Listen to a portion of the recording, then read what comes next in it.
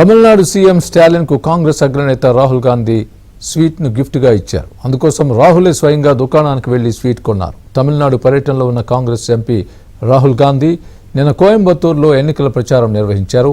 అనంతరం సింగనల్లూరులోని ఓ మిఠాయి దుకాణానికి road మధ్యలోని divider ను దాటుకుని మరీ రాహుల్ వెళ్లారు. ఓ స్వీట్ బాక్స్ ను కొన్నారు. దానిని సీఎం స్టాలిన్ కు కానుకగా ఇచ్చారు. దాన్ని అందుకున్న స్టాలిన్ ఈ ఎన్నికల్లో ఇండియా కూటమికి ఇలాంటి తీపి విజయమే దక్కుతుందని ఆకాంక్షించారు.